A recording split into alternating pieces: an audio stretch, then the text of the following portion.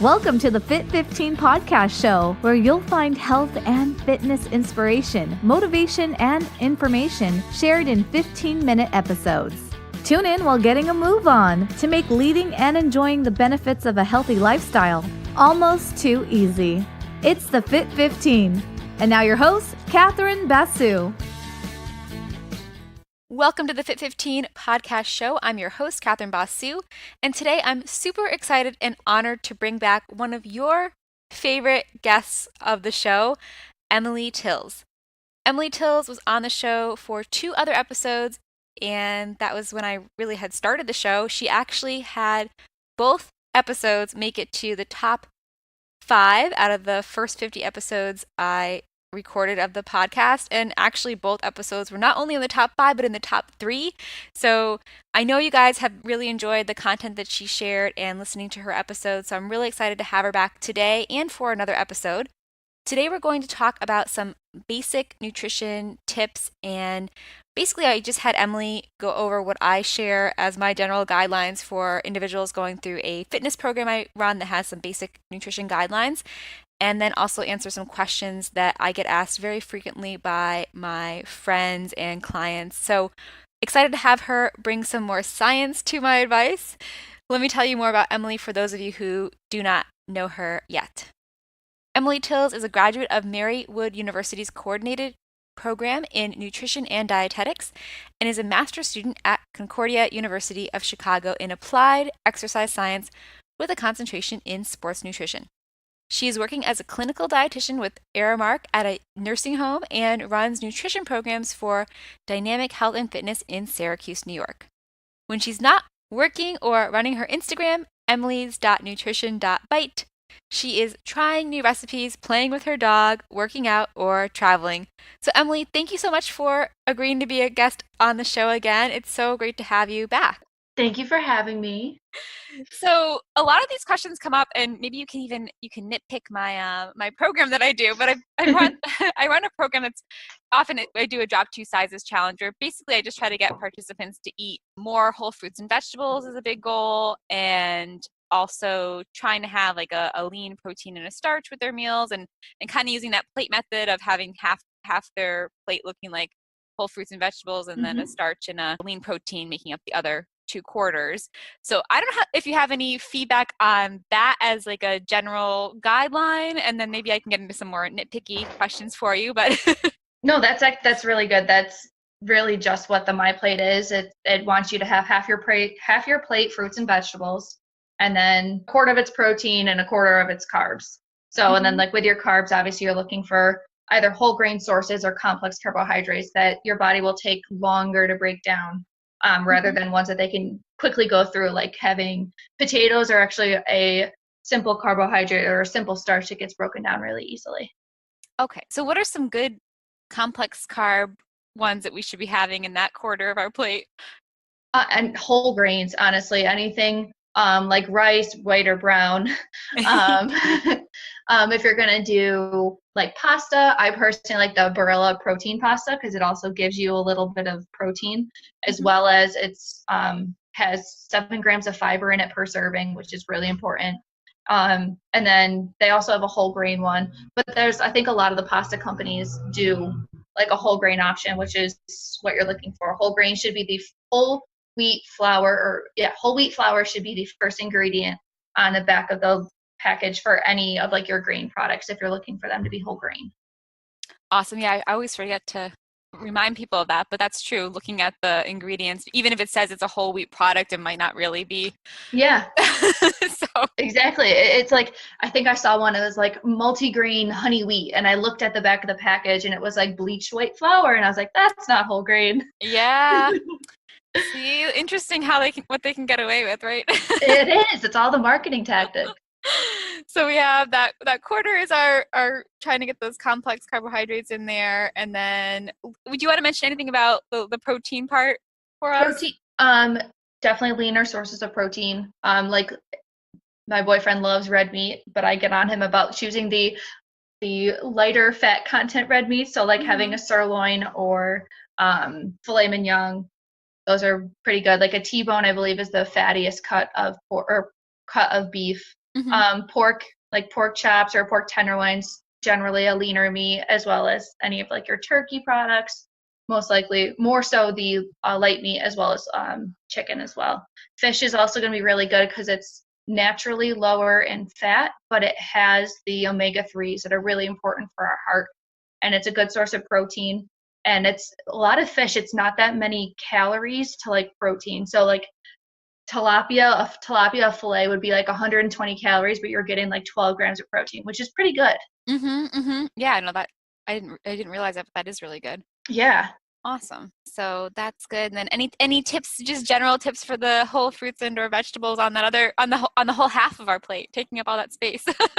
Well, you could even do it as, you don't have to have fruit as like with your dinner. Like say we're talking about a dinner plate, you could just do it as like 2 different vegetables. So maybe like roasting Brussels sprouts and just putting a cup of Brussels sprouts on your plate, because they're cooked Brussels sprouts is a half a cup is 1 serving. So a full cup of Brussels sprouts, there's going to be 2 servings of vegetables right there. And that would most likely take up half your plate. Perfect. So any vegetable, a half cup cooked is considered 1 serving, or 1 full cup raw. And that's the same with fruits, I'm pretty sure. Oh, okay, so there's a difference between the raw versus the cooked. Yes, because when it's cooked, it's shrinking a little. Some of the water's taken out of it. So, and I know too, actually, I thought this was amazing. I learned this in my food science class. Cooked onions have more calories than uncooked onions because you're breaking down the cellulose, and your body's then able to digest it. Okay. Huh. See? So it's like, wow, science is really cool. Yeah. I definitely agree. Awesome. Yeah, well, okay, that's good. Because I often tell people, like, we try to, like, I start them off trying to get in 3, what I say, are servings of fruits and vegetables a day, and then working up to 10. And I say that a serving is like what they could fit in their hand, like a fist of serving. So that's That's exactly it. I love using like the hand model. Or like, yeah, talking about like portion sizes. It works really well, and it's a good visual. I think the only part that's hard about it is when you're trying to counsel a guy and you're saying like, oh, a female's palm like width and size is the amount of. Hey guys, it's Catherine. If you are joining us for that out and back walk and only have 15 minutes, you want to turn around now. All right, back to Emily. 3 ounces of protein, and that's how much you should be getting. And it's like, they look at their hands, and their hands are like massive. It doesn't connect there, but a deck of cards is a good one to compare it to. That's true. Yep. No, that's true. Okay, so I'll have to link to that because I forget about these things. I take them for granted, but I'll have to link to that for people for serving tips. Do I have a infographic I made all about like serving sizes? I'll send you awesome. Yeah, that would be awesome. Definitely appreciate that. Yeah, no problem. Well, I was going to backtrack because you and I were chatting about this before, which is going back to the complex carbs and the rice, because I have a lot of friends that are either Indian or Mexican, and they're always telling me, oh, like, don't worry, I'm starting to, not eat rice or switch to brown rice. And what are you finding about rice, and is it okay to eat rice, and what do we have to do with that, or what can some guidelines be for our friends that eat rice as part of their meals? Rice is 100% definitely should be part of your diet. Whether you like brown rice or white rice, it's really up to you and what you prefer. Brown rice is going to have a better nutrient content than white rice is because there's less processing to it. So it's going to have a little more fiber and protein, whereas white rice won't. But it really depends on the preference. Yeah. And actually, I found the rice is sprayed with vitamins and minerals. So if you rinse your rice before you make it, you're washing away all the vitamins and minerals. Okay, so not rinsing our rice. Don't rinse your rice. See? Okay, so we don't have to change that out. But I guess the more important thing and why people maybe are having that feeling like they can't have rice is maybe that they're having more than that quarter of their quarter. I'm trying to think of my math here, my fractions. The quarter of their plate rice. So just making sure that they're balancing that with their other items on their plate. Yeah, I'm pretty sure it's about a half a cup of cooked rice as a serving, which will have about 200 calories. Okay. Yeah, which is not bad. No. And then before we hit record, Emily, you were talking about another reason why it's not so bad to have rice or white rice and kind of a ratio of the types of grains we're having. So can you talk a little bit about that for the listeners? Yeah, so like I was saying, it comes back to your preference and what you like.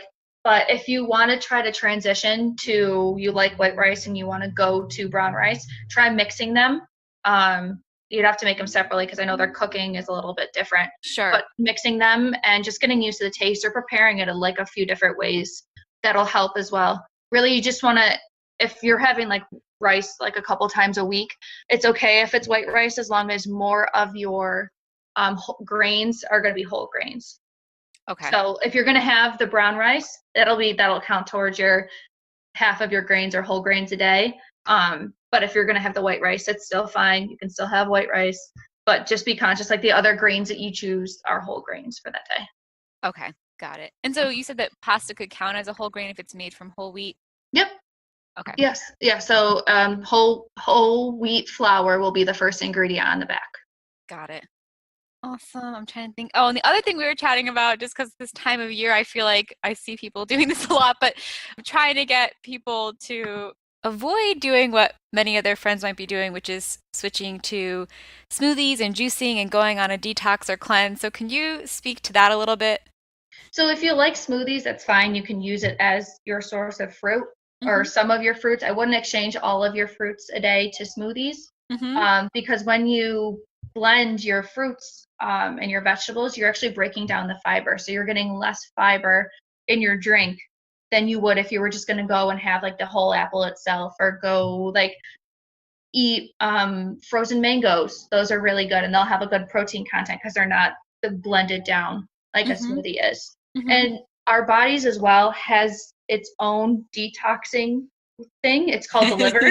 Right. So if anyone's trying to sell you a detox or like a detox tea, I see this on Instagram all the time. It's a load of crap. Our liver and our kidneys is what detoxes us. So you don't need a special tea to help you detox anything. Right. Yeah, I'm not sure where that came from, but Seems like all the celebrities are selling it too. And it's like, are you trying to tell me you drink this? I know that's what really aggravates me is when people that, they have good genetics anyways is one thing. I feel like there's probably lots of things, but I feel like a lot of them, they just have good genetics. And so, they can sell whatever and, maybe they're using it, maybe they're not, but it doesn't really matter. They're getting paid for it, so it doesn't matter to them. So, oh my goodness. Yeah. There was one thing, especially last year, I haven't noticed it this year. Maybe I'm not looking as much, but there was one and I'm not going to call out the brand even if I remember it, but I saw everyone had their little shake bottle of whatever this thing was. And I was like, oh my goodness, stop the madness. Please, no. Okay. So people can save their money and just, if you like tea, that's fine. I love drinking green tea. Right. Or even just going and getting some the loose leaf tea, the tannins will help. And teas do have a lot of antioxidants, but that doesn't mean drinking a tea will detox your body. Right. I know. It definitely is frustrating. I feel bad that people get roped into some of those crazy things, but yeah. Well, I think we got some good, quick and easy tips for people. Try to help them go for the healthier option. I think so too. Yeah. So thanks so much, Emily. Thank you. And if anyone has any questions, you can reach out to me on my Instagram, emily's.nutrition.bite. And I also have a blog as well, which is theroadtobeingAnRD.blogspot.com. Yeah, and Emily's very helpful because I'm always messaging her and asking her questions. So, I mean, we don't want to overwhelm her, but she's definitely, if you do have a question, reach out for sure. Absolutely. All right, Emily. Well, thanks again, and maybe we'll chat again sometime soon. Yes, thank you so much. You're welcome. Thanks for listening to the Fit 15. For show notes and more, visit fitarmadillo.com/podcast. See you next time. Hi friends, it's Catherine. I hope you enjoyed having Emily back on the show as much as I did chatting with her. I do have one more episode that I've already recorded with Emily coming up, so make sure you do subscribe to the Fit 15 anywhere you listen to your podcasts. And while you're at it, if you're loving the show, be sure to leave a review on iTunes and/or Stitcher. That will make my day and it will help other people find the show, so it's greatly appreciated. One other thing I wanted to mention is that if you are looking for help implementing some of the tips that we talked about today and also working on your fitness routine, but don't want to be spending hours in the gym and feel like it sounds more fun to spend 5 hours or less per week working out at home and enjoying home workouts, I invite you to join us for my upcoming small group fitness program that is starting on Monday, May 14th. So that is this coming Monday. I just have a few spots left, but I have them with your name on it if you end up going over and claiming it in time. I will close the sign up cart on Saturday morning so that you have time to get your supplies. So check that out. If you go to fitarmadillo.com/D1S, you'll get all the info there, and I would love to have the honor of working with you this spring. Hope you enjoyed the episode, and if you subscribed, I will chat with you again tomorrow. Bye.